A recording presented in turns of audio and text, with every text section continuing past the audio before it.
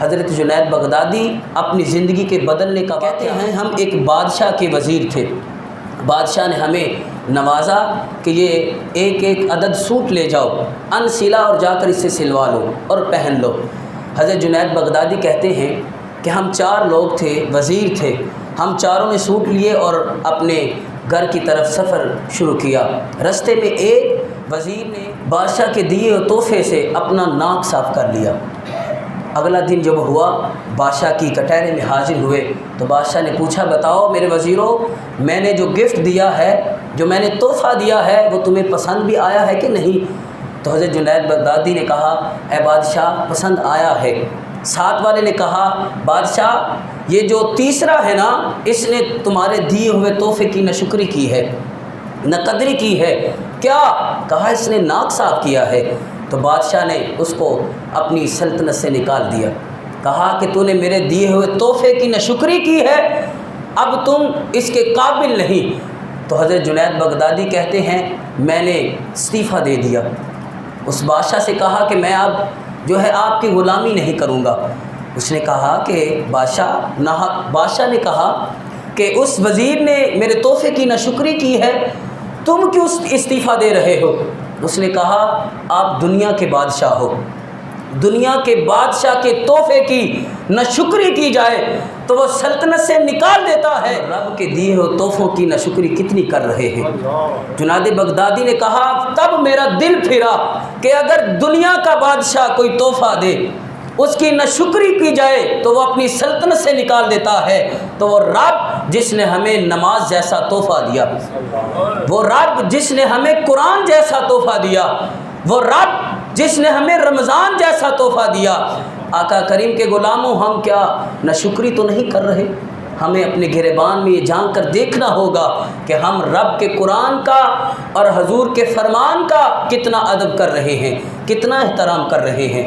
آقا کریم کے غلاموں، میں آخری باتوں کی طرف آ رہا ہوں۔ ہمیں یہ چاہیے کہ ہم حسن اعمال سے اپنے آپ کو سجائیں اور عمل کے سمندر میں غوطہ زن ہو جائیں۔ حضرت حسن بصری علیہ رحمہ، آپ کے پاس ایک شخص آیا اور اس نے آ کر عرض کی، اے امام، میں رات کو دور سے پانی لے کر آتا ہوں اور اپنے سرہانے رکھ لیتا ہوں تاکہ صبح اس سے میں وضو کروں اور نماز فجر ادا کروں۔ ان مسجدوں میں نئے نئے قلین ہیں، گرم اور سرد پانی ہے، اے سی چل رہے ہیں، پنکھے چل رہے ہیں، صاف اور نیٹ کلین ماحول ہے، تب کہ لوگ دیکھیں کہ پانی بھر کر لاتے، اس سے وضو کرتے اور اس سے نماز کا اہتمام کرتے۔ آج ہمیں ہر چیز اویلیبل ہے لیکن ہم پھر بھی مسجدوں میں نہیں آ رہے۔ امام حسن بصری علیہ رحمہ سے سوال کیا کہ میں پانی سرہانے رکھ لیتا ہوں اس لیے کہ صبح اٹھوں اور وضو کر کے نماز پڑھ لوں اور پانی لینے نہ جاؤں، وقت ضائع نہ ہو، لیکن صبح پھر بھی مجھ سے اٹھا نہیں جاتا، میں فجر کی نماز نہیں پڑھتا۔ امام حسن بصری علیہ رحمہ نے فرمایا، اے سائل سوال کرنے والے، تیری گناہوں کی نحوست نے یہ اس قدر تمہیں گناہوں کی دلدل میں پھنسا دیا ہے کہ تم اللہ کے حضور حاضر نہیں ہو سکتے۔ آج ہمیں بھی اپنے گریبان میں جھانکنا ہوگا کہ ہم کتنی فجر کی نماز پڑھتے ہیں، ظہر مغرب عشاء پڑھتے ہیں۔ امام حسن بصری علیہ رحمہ نے اس سائل کو کہا، اپنے دل کو پاک کرو، اس کو صاف کرو، جب تک یہ پاک اور صاف، طیب اور مطہر نہیں ہوگا اللہ تمہیں اپنے گھر میں آنے کی اجازت نہیں دے گا۔ آج جو آپ احباب تشریف لائے ہیں تو آپ اللہ کے محبوب اور قرب والے بندے ہیں۔ کچھ لوگ رمضان میں ہی آ کر نمازیں پڑھتے ہیں، بعد میں بھی آئیں اور ان مسجدوں کو آباد کریں، یہاں آ کر اپنے دل کو صاف کریں، اپنے رب کے حضور توبہ کریں۔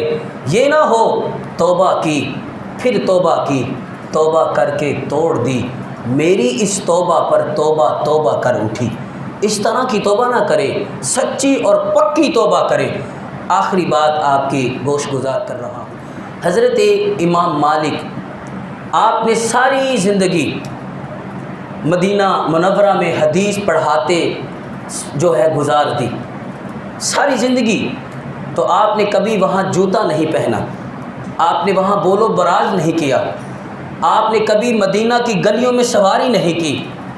آپ کے شاگردوں نے سوال کیا، اے شیخ آپ نے کبھی بول و براز نہیں کیا مدینہ کی حدود میں، کبھی آپ نے جوتا نہیں پہنا، آپ نے سواری پر سفر نہیں کیا، کیا وجہ ہے؟ کہا میں مصطفیٰ کے شہر کا ادب کرتا ہوں۔ آپ جب رمضان کا مہینہ آتا تو آپ کیا کرتے؟ اپنے طلباء کو درس حدیث دینا چھوڑ دیتے۔ طلباء آپ سے سوال کرتے شیخ آپ 11 مہینے ہمیں قرآن کا درس دیتے ہیں، حدیث سناتے ہیں، ہمیں شریعت کے احکام بتاتے ہیں، لیکن جیسے ہی رمضان کا چاند طلوع ہوتا ہے آپ جو درس حدیث بھی کم کر دیتے ہیں، آپ شریعت کو مسائل جو ہیں اس کو بتانا بھی کم کر دیتے ہیں۔ آپ نے پھر وہاں ایک مثال دی، کہا جس طرح حضرت یوسف علیہ السلام کے 12 بھائی تھے، حضرت یوسف علیہ السلام چھوٹے تھے، حضرت یعقوب علیہ السلام حضرت یوسف علیہ السلام سے پیار کرتے تھے، ایک بیٹے سے زیادہ پیار کرتے تھے، تو فرماتے ہیں کہ رب نے ہمیں 12 مہینے دیے ہیں، جس طرح یوسف علیہ السلام سے ان کے والد پیار کر رہے ہیں، رب نے تمام مہینوں سے پیار کرتا ہے، لیکن رمضان من اللہ، رمضان اللہ کا مہینہ ہے، میں اس اللہ کے مہینے سے پیار کرتا ہوں، میں زیادہ سے زیادہ رب کو راضی کرتا ہوں، میں زیادہ سے زیادہ قرآن کی تلاوت کرتا ہوں، میں زیادہ سے زیادہ اس رب کو راضی کرتا ہوں جس رب کا یہ مہینہ ہے۔ تو آج ہمیں بھی اس مہینے کا ادب کرنا چاہیے، اس کا احترام کرنا چاہیے، اس کے ساتھ محبت اور پیار کا اظہار کرنا چاہیے۔ وہ کس طرح ہوگا کہ ہمیں 5 وقت نماز ادا کرنا ہوگی، یہ ہے انشاءاللہ۔